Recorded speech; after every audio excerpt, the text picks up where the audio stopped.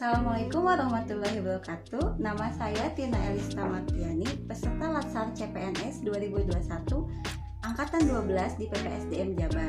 Hari ini saya akan menjelaskan mengenai materi wawasan kebangsaan dan nilai-nilai bela negara dalam bentuk mind map. Ini bentuk mind mapnya bisa dilihat sendiri ya. Nah, untuk penjelasan lebih lanjut bisa cek video di atas ya. Check this out.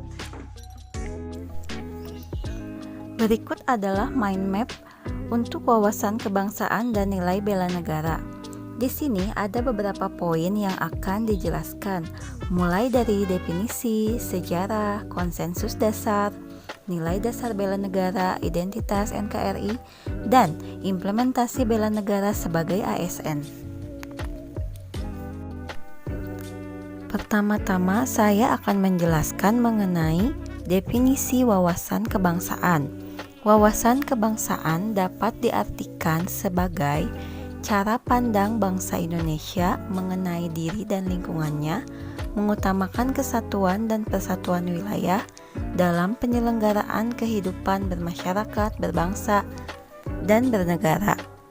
Sedangkan untuk definisi bela negara yaitu adalah tekad, sikap, dan perilaku serta tindakan warga negara baik secara perseorangan maupun kolektif dalam menjaga kedaulatan negara, keutuhan wilayah, dan keselamatan bangsa dan negara yang dijiwai oleh kecintaannya kepada Negara Kesatuan Republik Indonesia.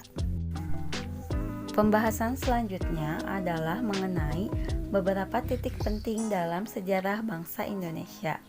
Yang pertama adalah didirikannya organisasi Budi Utomo pada tanggal 20 Mei 1908 oleh puluhan anak muda yang berkumpul di Aula Stopia. Kemudian yang kedua adalah Perhimpunan Indonesia yang merupakan organisasi pergerakan nasional pertama yang menggunakan istilah Indonesia.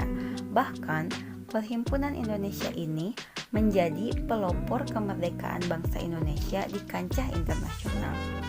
Perhimpunan Indonesia diprakarsai oleh Sultan Kasayangan dan R.N. Noto Suroto pada tanggal 25 Oktober 1908 di Leiden, Belanda. Selanjutnya, pada tanggal 30 April 1926 di Jakarta diselenggarakan Kerapatan Besar Pemuda yang kemudian terkenal dengan nama Kongres Pemuda I. Setelah Kongres Pemuda I terlaksana, pada tanggal 27 sampai 28 Oktober 1928, Kongres Pemuda kedua dilaksanakan yang melahirkan Sumpah Pemuda. Selanjutnya, titik penting dalam sejarah bangsa Indonesia adalah pada tanggal 1 Maret 1945 dalam situasi kritis, Letnan Jenderal Kumakichi Harada, pimpinan pemerintah pendudukan Jepang di Jawa, mengumumkan pembentukan Badan Penyelidik Usaha-usaha Persiapan Kemerdekaan Indonesia yang lebih terkenal dengan BPUPKI. Selanjutnya, yang keenam adalah terbentuknya Panitia Persiapan Kemerdekaan Indonesia atau biasa disebut PPKI pada tanggal 7 Agustus 1945 untuk merumuskan proklamasi kemerdekaan Indonesia. Pembahasan selanjutnya adalah materi mengenai 4 konsensus dasar. Yang pertama adalah Pancasila. Pancasila secara sistematik disampaikan pertama kali oleh Bung Karno di depan sidang BPUPKI pada tanggal 1 Juni 1945. Oleh Bung Karno dinyatakan bahwa Pancasila merupakan filosofis ground slack, suatu fundament filsafat pikiran yang sedalam-dalamnya merupakan landasan atau dasar bagi negara merdeka yang akan didirikan. Yang kedua adalah Undang-Undang Dasar 1945. Naskah Undang-Undang Dasar 1945 dirancang sejak sejak 29 Mei sampai 16 Juli 1945 oleh BPUPKI. Pada masa itu, Insinyur Soekarno menyampaikan gagasan dasar pembentukan negara yang beliau sebut Pancasila. Gagasan itu disampaikan di hadapan panitia BPUPKI pada sidang perdana mereka tanggal 28 Mei 1945 dan berlangsung hingga tanggal 1 Juni 1945. Kemudian, konsensus yang ketiga adalah Bhinneka Tunggal Ika. Bhinneka Tunggal Ika dilontarkan secara lebih nyata pada masa Majapahit.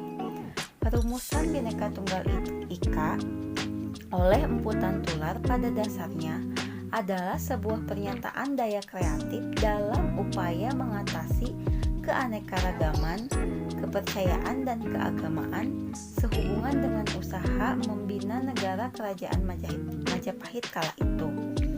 Di kemudian hari, rumusan tersebut telah memberikan nilai-nilai inspiratif terhadap sistem pemerintahan pada masa kemerdekaan dan bahkan telah berhasil menumbuhkan rasa dan semangat persatuan masyarakat Indonesia. Oleh sebab itu, akhirnya Bhinneka Tunggal Ika diangkat menjadi semboyan yang diabadikan lambang NKRI Garuda Pancasila. Yang terakhir adalah NKRI atau Negara Kesatuan Republik Indonesia. Keberadaan NKRI tidak dapat dipisahkan dari peristiwa proklamasi kemerdekaan pada tanggal 17 Agustus 1945. Karena melalui peristiwa tersebut, bangsa Indonesia berhasil mendirikan negara sekaligus menyatakan kepada dunia luar bahwa sejak saat itu telah ada negara baru, yaitu disebut Negara Kesatuan Republik Indonesia. Selanjutnya adalah mengenai identitas Negara Kesatuan Republik Indonesia. Yang pertama ada bendera. Indonesia mempunyai bendera yang dinamakan dengan bendera Sang Saka Merah Putih. Yang kedua adalah bahasa. Bahasa yang digunakan oleh NKRI adalah bahasa Indonesia sesuai dengan yang diikrarkan dalam Sumpah Pemuda pada tanggal 28 Oktober 1928. Untuk lambang negara sendiri, lambang negara Kesatuan Republik Indonesia adalah Garuda Pancasila yang kepalanya menoleh lurus ke sebelah kanan, perisai berupa jantung yang digantung dengan rantai pada leher Garuda, dan semboyan Bhinneka Tunggal Ika ditulis di atas pita yang dicengkram oleh Garuda. Untuk lagu kebangsaan Indonesia adalah Indonesia Raya yang diubah oleh Wage Rudolf Supratman. Pembahasan selanjutnya adalah mengenai nilai-nilai dasar bela negara. Nilai yang pertama adalah cinta tanah air. Cinta tanah air misalnya mencintai, menjaga, dan melestarikan lingkungan hidup. Kemudian menggunakan produk-produk dalam negeri, menjaga dan memahami seluruh ruang wilayah NKRI. Nilai yang kedua adalah sadar berbangsa dan bernegara. Misalnya, disiplin dan bertanggung jawab terhadap tugas yang dibebankan, juga bangga terhadap bangsa dan negara sendiri. Selanjutnya, nilai ketiga adalah setia kepada Pancasila sebagai ideologi negara. Misalnya, menjalankan kewajiban agama dan kepercayaan secara baik dan benar, kemudian menghormati serta menjunjung tinggi hak asasi manusia. Nilai dasar keempat adalah rela berkorban untuk bangsa dan negara. Misalnya, rela menolong sesama warga masyarakat yang mengalami kesulitan tanpa melihat latar belakang sosio-kulturalnya.